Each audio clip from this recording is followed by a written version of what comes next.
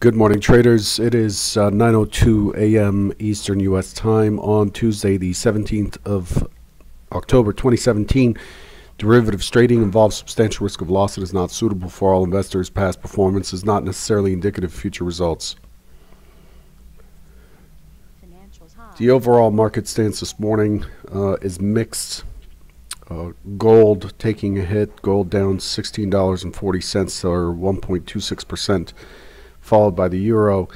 The US dollar is stronger this morning by 0.36%. Most of the indices are hovering around unchanged mostly. The DAX and the Dow are up 0.12%, and the Euro Stoxx up 7 points or 0.19%. Crude oil is stronger at 17 cents, still trading above 52 at 52.04. That's WTI crude November 2017 contract. Not much to report in terms of what's affecting us. One of the key things that came out this morning is the UK experienced the highest inflation in 5 years at 3% year on year. That'll make the next BOE meeting interesting. We got a couple numbers this morning. You can look them up. Going forward, we have a key number, a second tier number actually, industrial production coming out in about 10 minutes at 0.3% expected for September. Other than that, it's really earlier this morning we had a bunch of ECB and BOE speakers.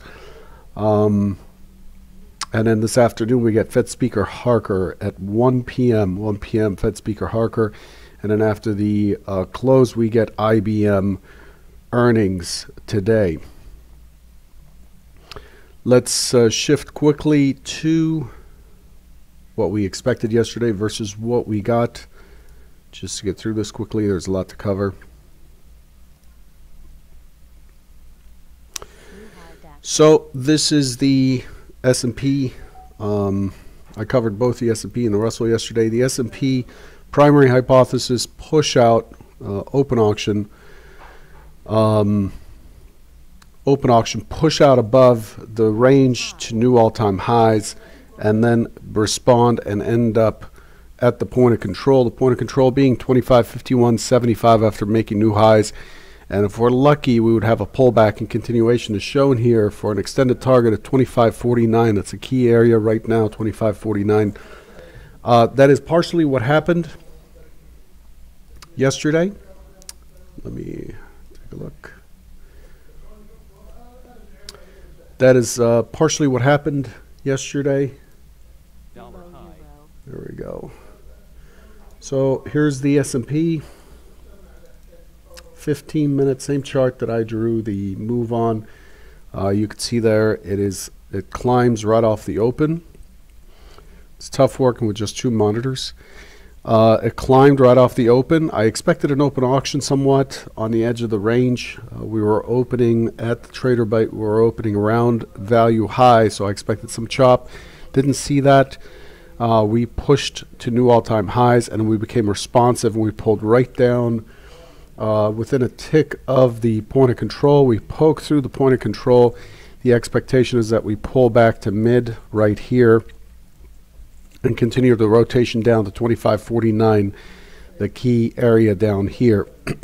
And we didn't see that. We saw it climb back up and finish with a pretty balanced profile and the point of control shifting back up.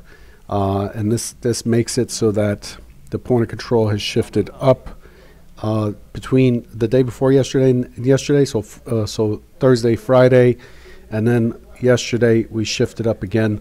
The market continues to accept values higher and shifting the fair price higher. So overall, the ES is saying that it's not likely that it is done on the upside just yet.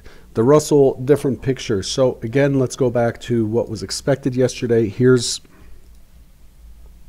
what we expected on the primary hypothesis. The secondary hypothesis is it stays in range, drops to the point of control, then puts in a higher low, and then we get an impulse up and out of the range later in the day. That didn't happen. That was the second scenario. I'm sorry, I keep calling it hypothesis. I got to get rid of that word. This is what was expected for the Russell. On the Russell, we're looking for a push to break this this triangle formation. Okay, a push to break, lower high. In other words, failing to continue higher, and then a strong push down and through the low. I was really expecting it to test at least 2501.1. I was looking for resistance at 1513.9. It pushed to 1514.4, something like that. Let's look at that. Here's what the Russell actually did. I posted about this yesterday, the scenario versus actual. So here's actual. The market opens, pushes up, breaks that wedge, and then immediately drops to the point of control right there. You see it stopping just one tick. Oh, hang on. Wrong chart. Same pattern. A lot more movement. Here we go. I have to pause for a second and say I just love the movement on this product. I mean, this is not the kind of product where you want to sit in a trade that's not working for you for very long, because it'll run quite a ways at $5 a tick. But this, just look at the rotations on this thing. It's beautiful. It fills the screen nicely. Clear consolidation, zigzags, and breaks. So it's just zigzags and breaks, zigzags and breaks. You know, it's I find it easier to read. So initially we push up, pull back to the point of control, then we break that wedge that was like this, and then we immediately rotate down. Again, like I said, we got to 1514.4, expected resistance at 1513.9, and then it pushes all the way to the other direction.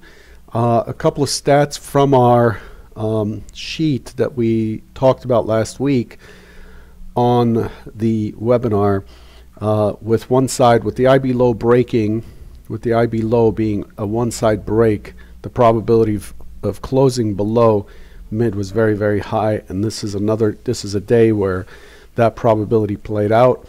Until that happened, of course, we only played for neutral, which means the upper IB gets broken at some point later in the session. But what this did is it pushed, consolidated, failed, continued. We had a nice impulse there, 4.7 points. Remember the rotation, the harmonic rotation, the 90% harmonic, the 90 percentile, the 90% rotation of the data set on a 1 minute chart, 20 days, is 2.2 or 2.7 in the Russell, and here we have 4.7 on this rotation.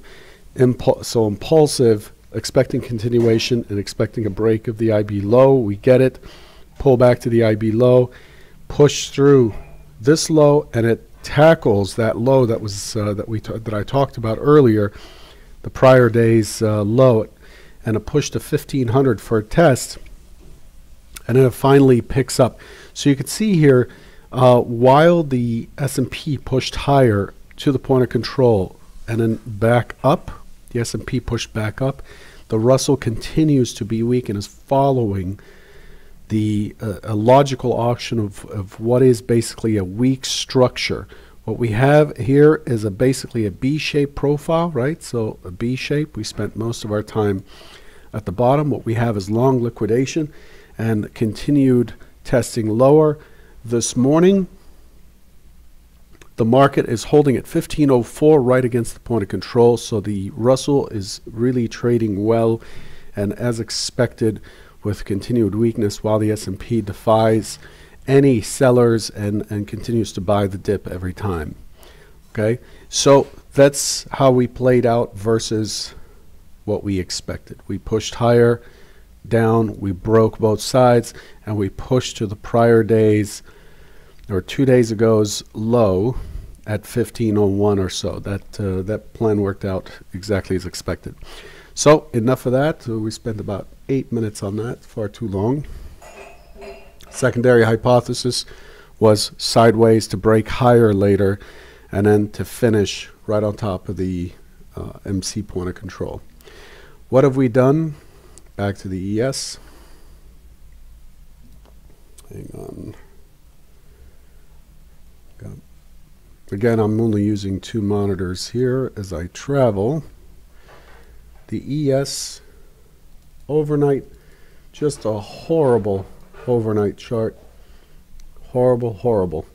So overnight, the ES didn't do anything. Look at that kurtosis, extremely high kurtosis, but on very low volume.